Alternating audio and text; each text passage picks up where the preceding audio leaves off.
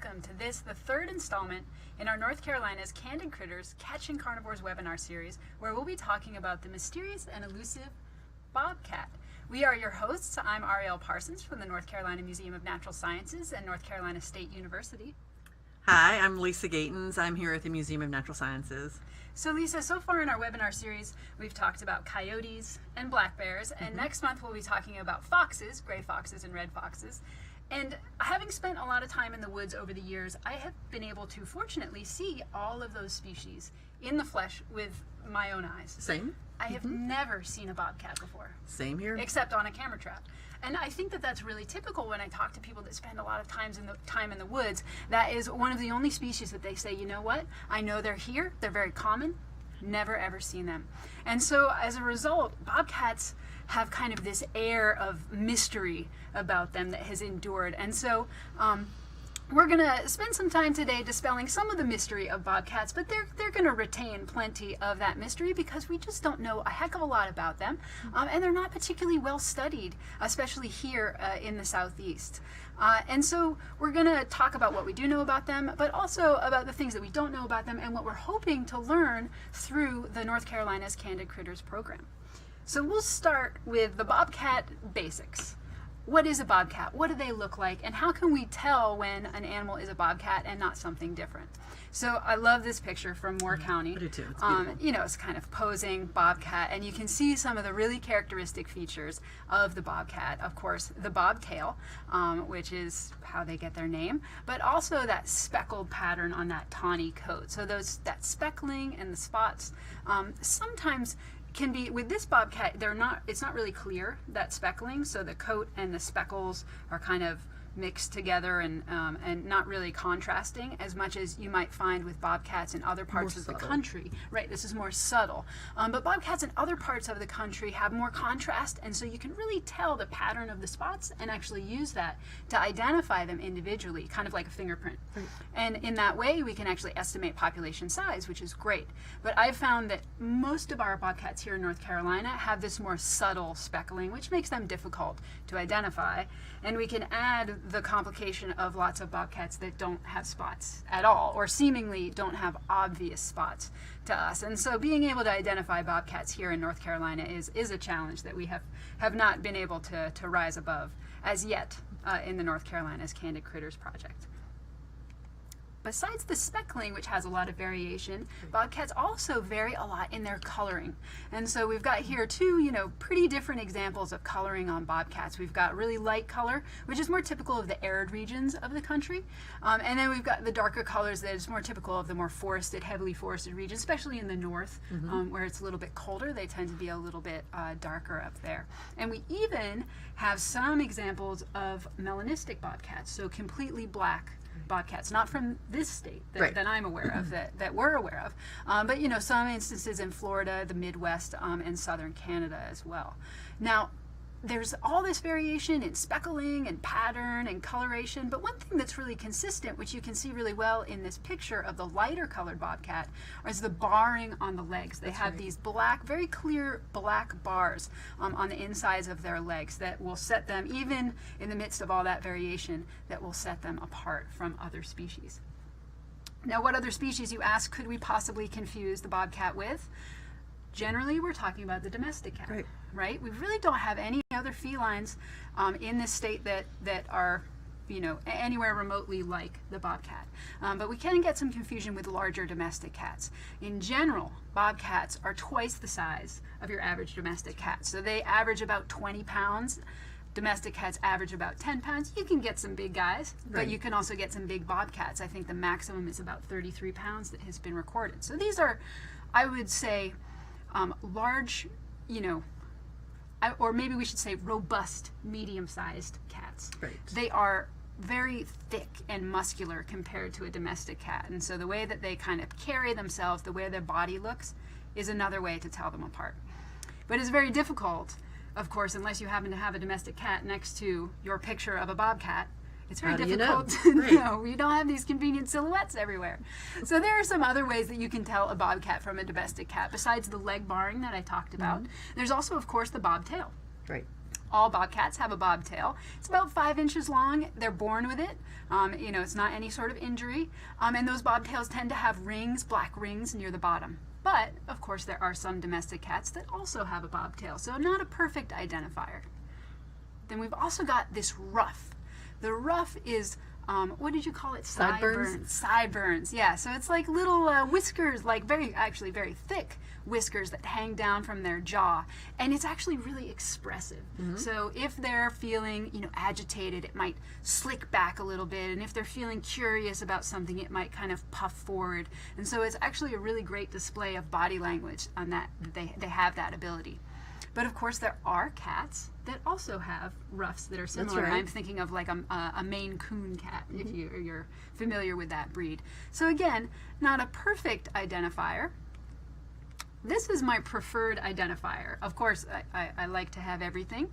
But if I can see the ears in a camera trap photo, and I see this pattern, and so it's this black on white on black striping that's contoured with the ears, and we've got a specimen with us today that you can look at. Lisa's going to point out those ears. Again, you see that really clear black on white on black striping pattern, and that is typical of bobcats. I've never seen a domestic cat with this pattern, and the bobcats get it by the time they're 2 weeks old. It develops. So unless you're looking at like a newborn kitten, if you see this ear pattern, this coloration, then you're looking at a bobcat almost certainly. So Lisa, time for your quiz. What do you think? This is tough. Bobcat or domestic cat or house cat? I'm going to go out on a limb here and say this is a house cat.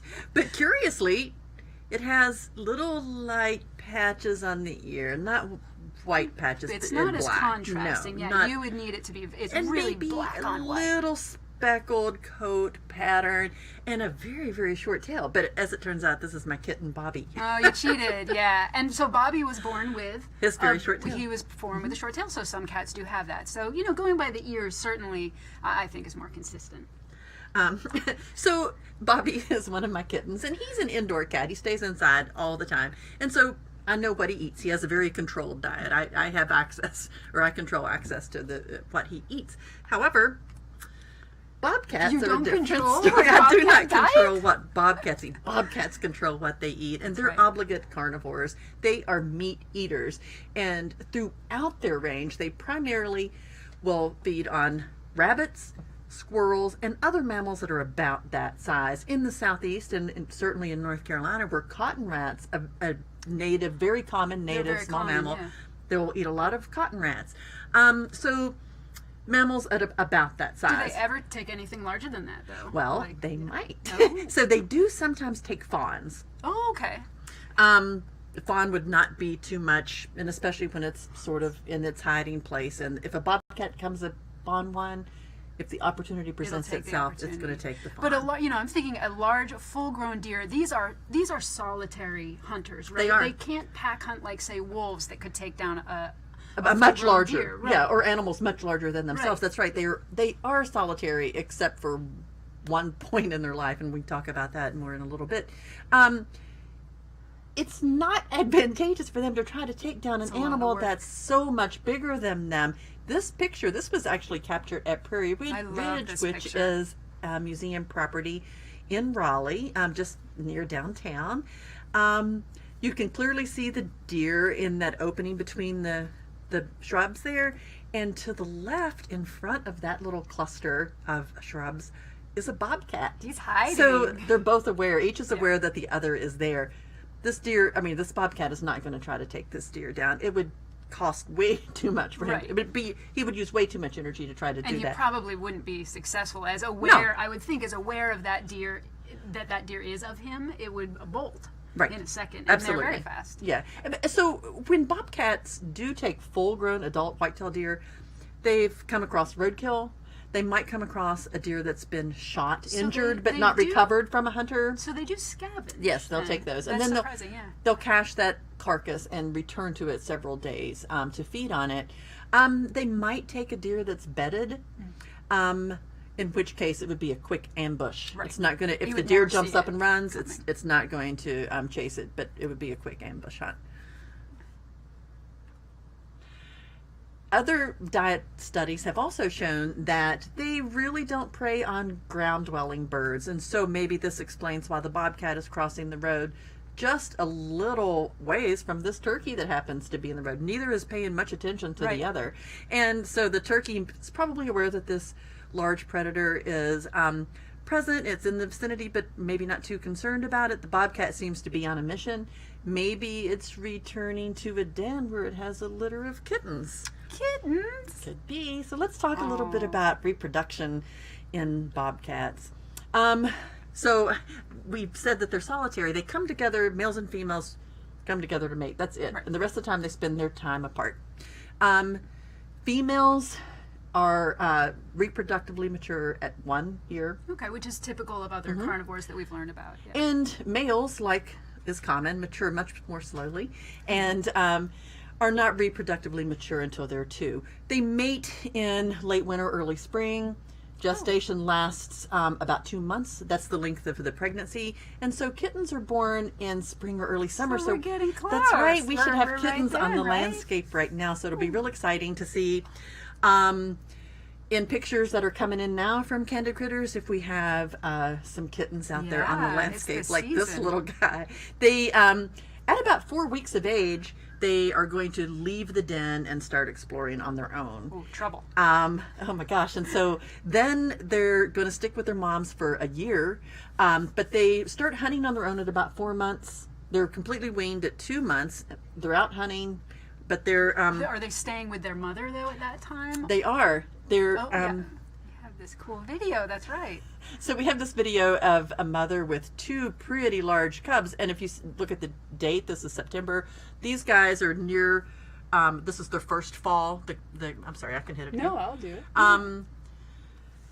The cubs or the kittens are about half grown. At the end of their first fall, they're at about half of their adult weight or size that they're going to be, and so that's what we see. These are pretty good size. Let's one more time. Yeah. That's a good video. And so they'll stick with their mother then for another several months before, I presume, does she kind of kick About a year. kick them out after a And then year she and might make room go, for the next litter? yeah, maybe? it's time. Yeah. It's time. Time to go off on their own. Well, so we know quite a bit, I think, about bobcats in other parts of the country, and some of the things that you've been talking about have come from studies across the United States, or well, I should say mostly in the western part of the United Right. States. We actually don't know a lot in the east, and certainly not in the southeast. But what we do know is that we find bobcats all over the lower 48. And really, they're our most American of the large cats that are native to North America. They're pretty much, I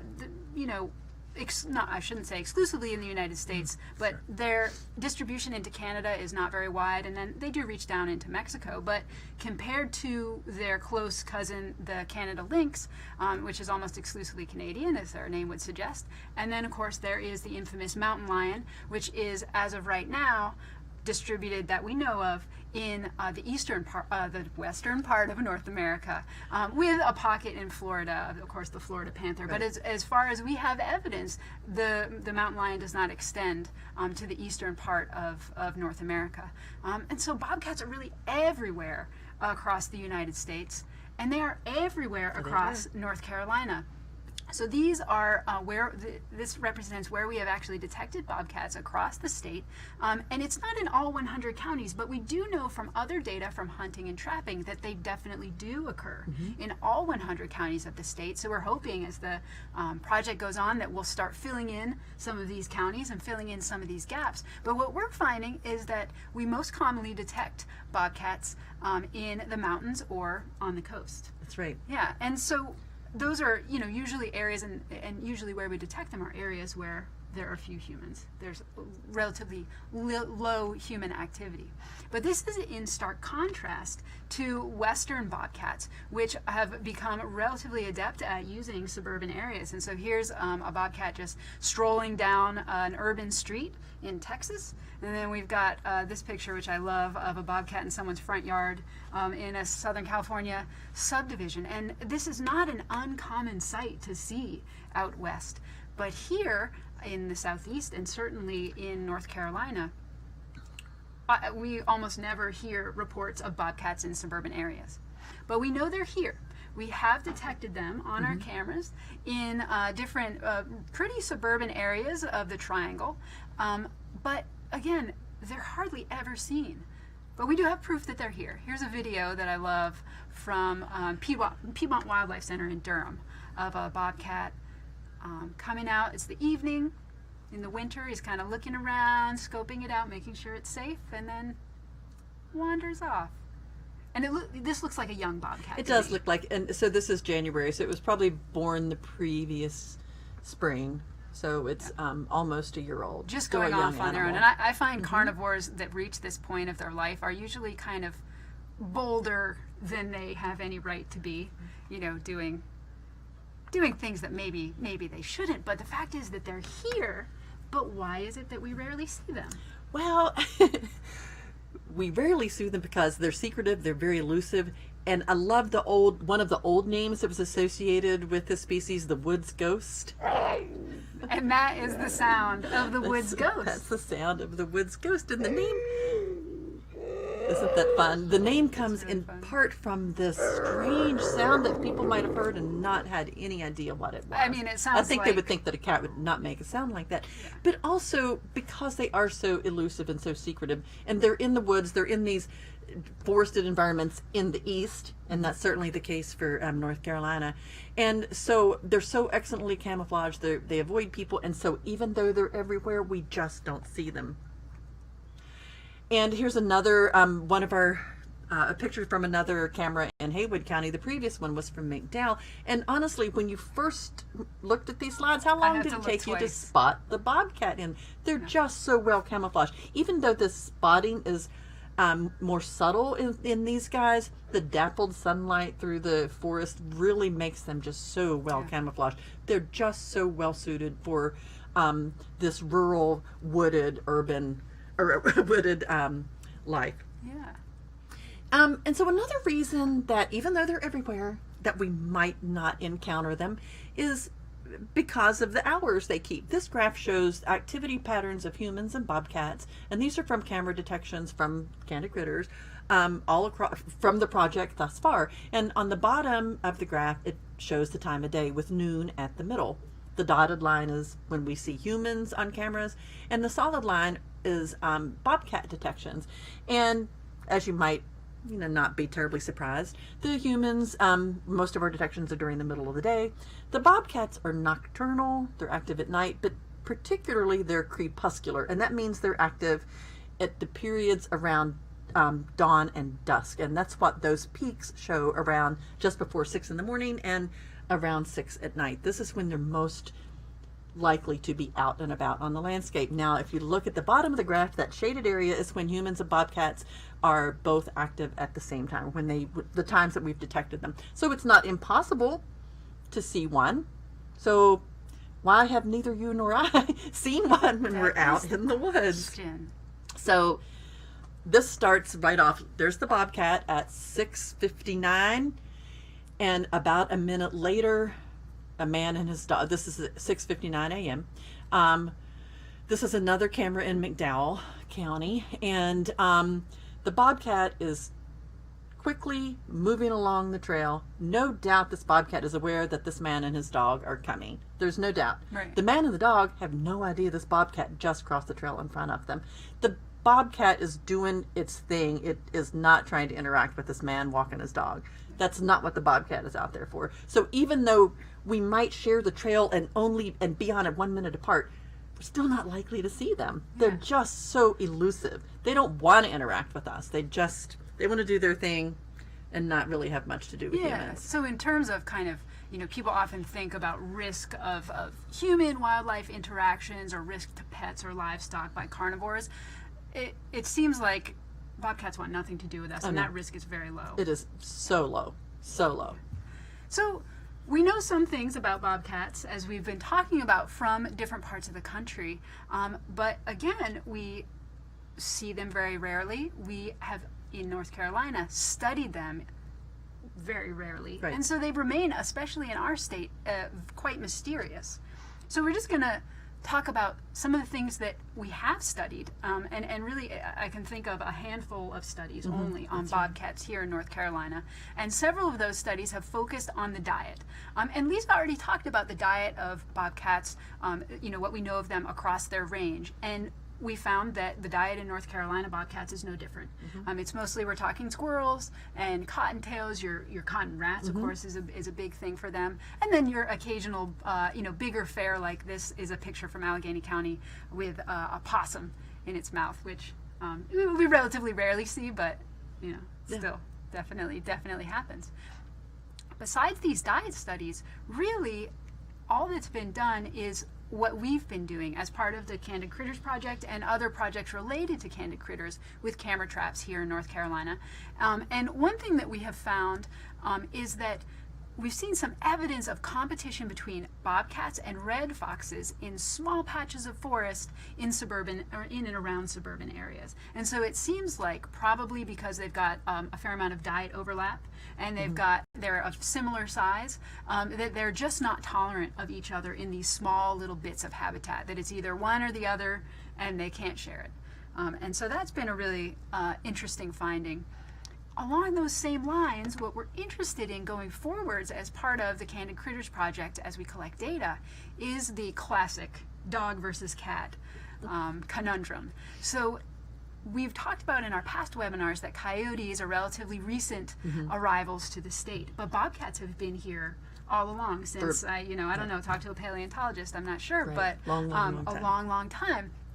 And we know that coyotes are moving in. Their population size is probably going up. Distribution certainly is getting wider. They're adapting to more kind of suburban lifestyles little by little. And so the question is, how is that going to affect the bobcat population, or how is it going to affect their distribution, their diet, their behavior? And that's something that we're really hoping to address as we collect more and more Candid Critters data. So we're really excited to have everyone participating who's already participating, and we hope, of course, if you're running cameras now, that you have or hopefully will catch at least one picture of a bobcat, just so that you can see them on your cameras, because they are really beautiful creatures. They really are. It is a treat. And for those of you that aren't running cameras, but you might be interested, and we do encourage you, of course, to participate, not only to collect pictures of bobcats, but of course pictures of all of the mammals across our state. We are interested in everything. But of course bobcats are especially mysterious, so we get excited about bobcat pictures. You can participate in the mystique. The mystique, exactly, and dispel a little of the mystique as we gather more data to hopefully answer some of our questions. If you're interested in participating or to find out more, you can go to our website, www.ncandidcritters.org. And I think that we've got time for some questions. We've got some questions already. Great. If any of you who are watching have some questions about bobcats or about the Candid Critters program, please don't hesitate to write in the comment section on YouTube or Facebook. We're excited to hear from you, and I'm happy to answer your questions as far as we can. Of course, bobcats are, as we've said, still mysterious. So we'll see what we get. So the first one we have is from Matt. Do bobcats hybridize with house cats in the way that coyotes do with dogs? That's an excellent question, Matt. No, they don't. So bobcats are from a completely different genus. So it's a very different situation than dogs and coyotes, which are at least from the same genus, Canis. But bobcats are from the lynx genus, and house cats are from the Felis genus. All that is by way of saying that they are actually further apart in terms of relatedness than coyotes are with dogs. And so hybridization becomes a lot more difficult when that's the case. Right. Yeah, we see no evidence. We know of no incidents of, exactly. of that. We know of no incidents. No reason to think that. that might happen. Right. So another question from Jennifer. What's the deal with the area around Colorado where bobcats don't seem to appear, but the Canada lynx does? This is a great question. And so if you can think back to what those distribution maps looked like, it isn't just that area around Colorado. Lynx sort of replace bobcats in more northern and in latitudes and in higher elevations. And lynx are just more well adapted to those environments where it's colder and rockier and higher. It's just lynx are going to replace bobcats in those areas. So our next question is from Brandon. Why don't bobcats seem to appear around the Midwest? Oh, that's a good question. Yeah, I mean, they did used to occur right. there, and they have been extirpated, I presume, because of overharvest, of trapping. You know, there was a time where in different pockets of the country, bobcat pelts were highly prized, and that is most likely what caused that extirpation. Do you have any more information? No, on that? it's just that from what I've read, they were, like you said, and they just haven't been able to reestablish that area. Right. That's it. Yeah, and it could be something that over time they're able to do eventually. Okay. Question from Rose: why do bobcats have a short tail? Well, simple and short answer would be it's genetic. But ground-dwelling cats, medium size like bobcats, or larger cats, have short tails. The longer tails we see on the wild cats that are more arboreal or that are more climbers, and as you might know, the tail is often used for balance, for counterbalance, and so it helps with those climbers. And worldwide, cat species that spend the majority of their time on the ground, that's where they hunt. That's not to say that bobcats never go on perches. And they do they're like good rocky, and they're quite good climbers. They can, excellent. Yeah. But we just see the short tails in the ground dwelling cats. Yeah, I think they don't climb as much. And, you know, and thinking about why wouldn't they grow a short tail? Well, it's energetically potentially costly Right. to have that tail, to grow it in the first place, but, you know, drag it around. I mean, there's probably some sort of cost to having it if you don't need it. Right. And that's why they've developed the short tail. Yeah. So our next question is from Dave. Why was a bobcat from Texas wearing a collar? It's a great question. So there are studies of bobcats around the country, but in the West, there have been a number of recent studies looking at bobcats and especially the phenomenon of them moving into these suburban areas. There's a lot of interest on that, and a lot of what they're doing is to track where the bobcats go, and so they put these GPS collars on them so that we can always know the location of each individual bobcat wherever it moves. And so they can tell exactly what habitat the bobcat is using at any given time, how the bobcat is moving through the suburban environment from, you know, in all of these different cities. And so that's what that collar was for. And I also noticed someone pointed out that the collar is kind of shiny or kind of reflective. And so sometimes researchers will put reflective tape in a certain pattern that is individually identifiable to kind of double check that they are identifying the correct individual when they're looking at them through a camera. Yeah. Oh, I love the next question. Thanks, Roland, for asking how to tell the difference between bobcat scat and coyote scat.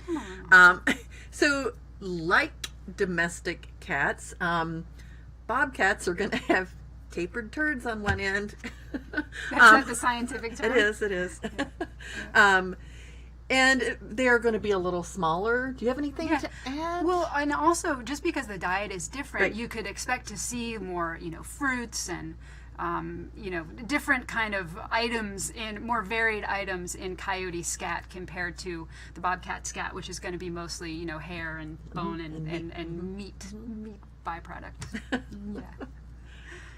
Let's see, do we have a couple more? Maybe? We're gathering. Yeah. Well, I think that is all the questions that we have. Yes. So we thank you guys all for watching and joining us live. And you can always watch these webinars if you you know, want to see them again anytime. We'll post them on our website afterwards at www.nccandidcritters.org. And for those of you participating and setting cameras, keep up the great work. And of course, for anyone else, please join us. And otherwise, we will wish you a good night. Yes, thanks so much. Thanks so much.